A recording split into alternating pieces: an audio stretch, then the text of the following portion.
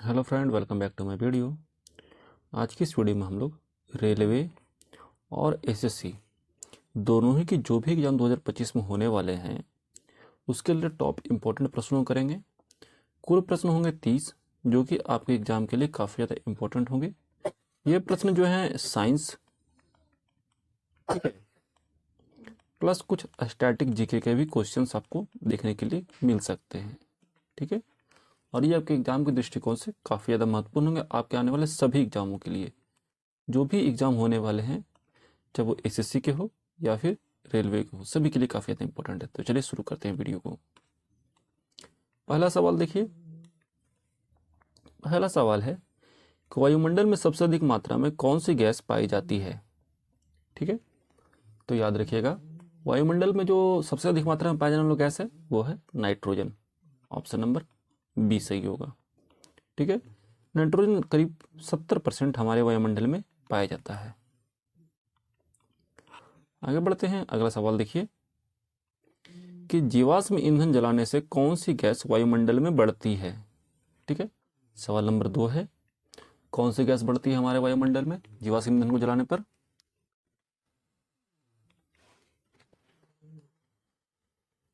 याद रखिएगा, सही जवाब होगा option number B, carbon dioxide, ठीक है।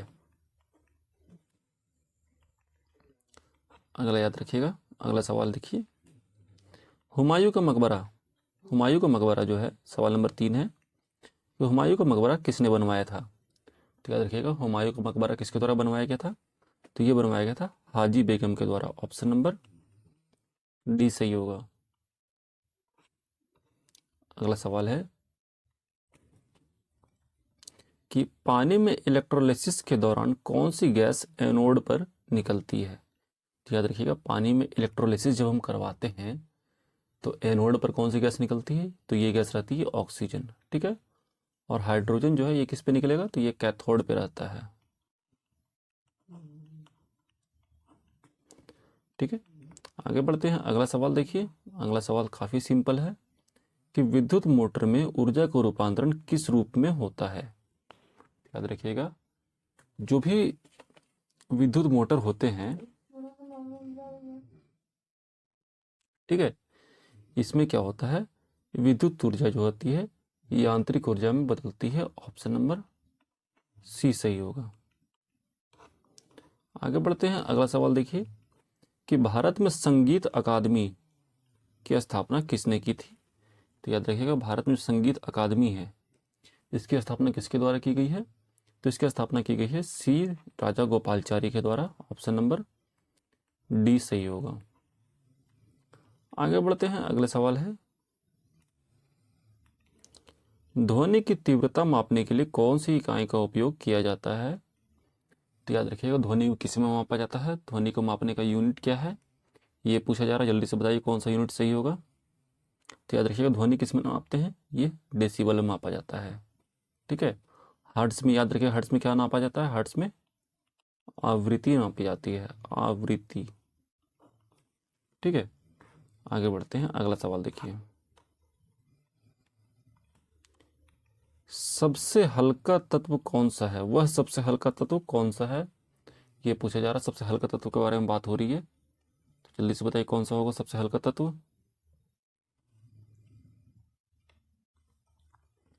तो सबसे हल्का तत्व होगा हाइड्रोजन। ऑप्शन नंबर बी जो है वो सही होगा। आगे बढ़ते हैं। अगला सवाल है, कौन सा विटामिन पानी में घुलनशील होता है। तो याद रखिएगा, घुलनशील विटामिन की बात हो रही है, तो ये होता है option number B, vitamin C. Vitamin C जो है, सॉरी, विटामिन सी जो है वो जल में घुलनशील है। ऑप्शन नंबर बी सही होगा।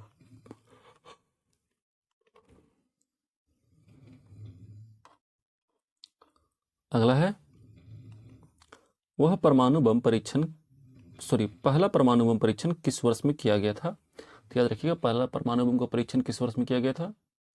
तो सही जवाब होगा ऑप्शन नंबर बी, 1945। आगे बढ़ते हैं। अगला सवाल है, इंसुलिन, इंसुलिन का उत्पादन मानव शरीर के किस अंग में होता है।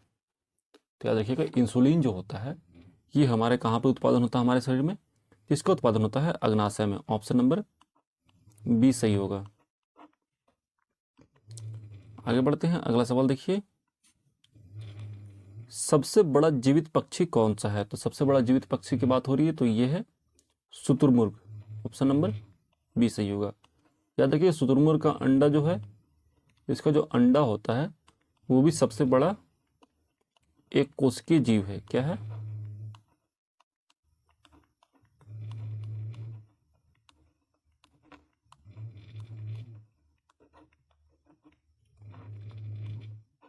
शुतुरमुर्ग का जो अंडा होता है वो एक कोशिकीय होता है और सबसे बड़ा अंडा होता है।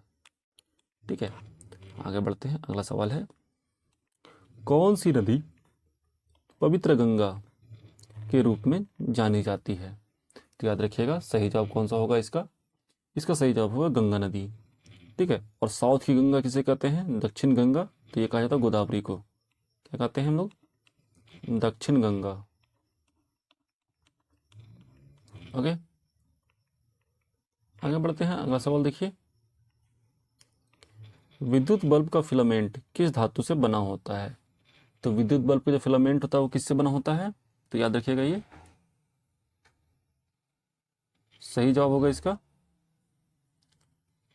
टंगस्टन। टंगस्टन का क्या होता है? टंगस्टन का जो होता है खूबी, ये इसका प्रतिरोध काफ़ी उच्च होता है। ठीक है, गलनांक भी काफ़ी उच्च होता है, इसलिए क्या होता है, ये चमकता है। ठीक है, चमकने के कारण इसका उपयोग करते हैं हम लोग फिलामेंट के तौर पे।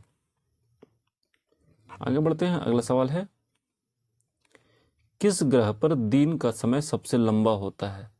तो याद रखिएगा, दिन का समय सबसे लंबा की बात हो रही है तो ये होता है शुक्र ग्रह पर। ऑप्शन नंबर ए सही होगा। आगे बढ़ते हैं, अगला सवाल देखिए, आइंस्टीन के सापेक्षता सिद्धांत में ऊर्जा और द्रव्यमान के संबंध का सूत्र क्या है?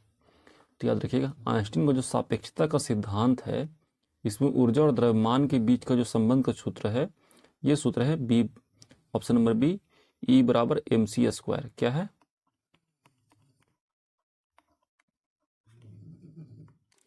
आगे बढ़ते हैं, अगला सवाल देखिए,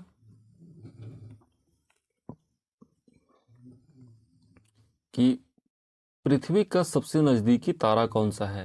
ठीक है, क्या पूछा जा रहा है 17 नंबर सवाल में? पृथ्वी का सबसे नजदीकी तारा कौन सा है? तो याद रखिएगा, ये है सूर्य। सूर्य जो है सबसे नजदीक है। अगर सूर्य नहीं है तो हम लोग अल्फा सेंचुरी मारेंगे, अल्फा सेंटोरी मारेंगे। ठीक है, सबसे पहला कौन सा सही होगा जवाब? Option number A. अगर सूर्य ऑप्शन में नहीं है तब ये सही होगा। अगला सवाल देखिए, कि भारत में सबसे लंबा राष्ट्रीय राजमार्ग कौन सा है? ये सवाल पूछा गया है, तो याद रखिएगा, भारत का सबसे लंबा राष्ट्रीय राजमार्ग कौन सा है? ठीक है, NH-44। ऑप्शन नंबर ए सही होगा। अगला सवाल है कि श्वसन प्रक्रिया में कौन सी गैस उपयोग की जाती है? तो याद रखिएगा, श्वसन प्रक्रिया जो मनुष्य के द्वारा होती है, किसके द्वारा होती है? मनुष्य के द्वारा या फिर पेड़ पौधों के द्वारा। दोनों में ही ऑक्सीजन का उपयोग होता है।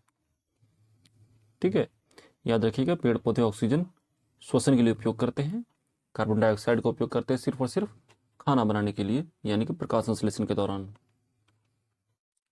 आगे बढ़ते हैं, किस धातु का उपयोग दांत भरने के लिए किया जाता है?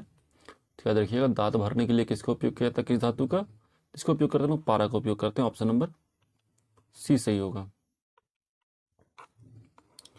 आगे बढ़ते हैं, अगला सवाल है कि हरित क्रांति, हरित क्रांति जो है इसका मुख्य उद्देश्य क्या था? तो याद रखिएगा, हरित क्रांति जो है किससे जुड़ा हुआ है? हरित क्रांति जुड़ा हुआ है ऑप्शन नंबर बी, कृषि से। ठीक है, ऑप्शन नंबर बी जो है वो सही जवाब होगा।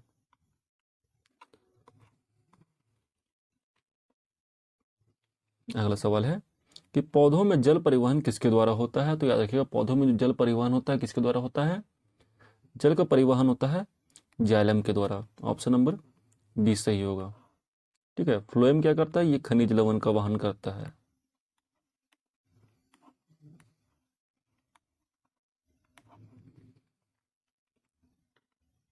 सॉरी, फ्लोएम जो है बने हुए भोजन को पौधों के अन्य भाग तक पहुंचाता है। किसको पहुंचाता है? भोजन को।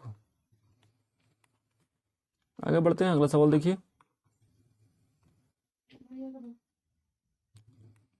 समुद्र का पानी किस पद्धति से शुद्ध किया जाता है? तो देखिए, समुद्र का पानी को शुद्ध करने के लिए हम लोग जो विधि का उपयोग करते हैं उसका नाम होता है आसवन विधि। ऑप्शन नंबर ए सही होगा। अगला सवाल देखिए, किसके द्वारा हड्डियों की मजबूती बढ़ती है? यह सवाल है। ऑप्शन नंबर सवाल नंबर 24 है। आपके पास 4 ऑप्शन है, जल्दी से बताइए।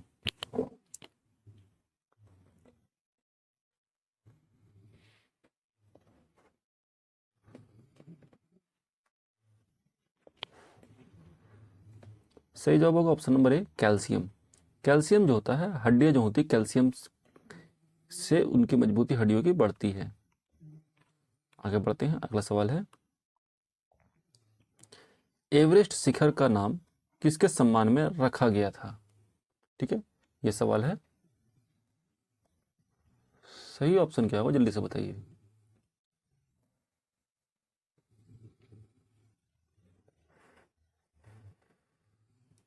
तो याद रखिएगा, एवरेस्ट शिखर जो है इसका जो नाम रखा गया है, यह रखा गया सर जॉर्ज एवरेस्ट के सम्मान में। ऑप्शन नंबर बी सही होगा।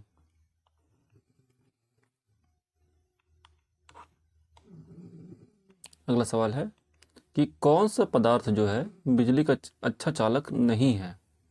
ठीक है, देखिए बिजली का अच्छा चालक नहीं है तो याद रखिएगा ये रबर। ऑप्शन नंबर सी सही होगा। रबर जो है बिजली का कुचालक होता है। हाँ, और सबसे अच्छा चालक कौन सा होता है? चांदी, सबसे अच्छा चालक। आगे बढ़ते हैं, अगला सवाल देखिए। अगला सवाल है कि प्लासी का युद्ध किस वर्ष में हुआ था? तो याद रखिएगा, प्लासी का जो युद्ध था ये हुआ था 1757 ईस्वी में। ऑप्शन नंबर ए सही होना चाहिए इसका। आगे बढ़ते हैं, अगला सवाल है कि हड्डी का उत्तक किस पदार्थ से बना होता है? तो याद रखिएगा, हड्डी किससे बना होता है?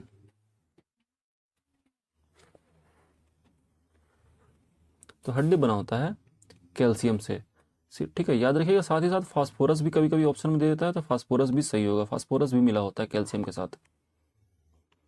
आगे बढ़ते हैं, अगला सवाल है कि भारत का राष्ट्रीय पशु कौन सा है? तो भारत का राष्ट्रीय पशु कौन सा है? तो यह है बाघ।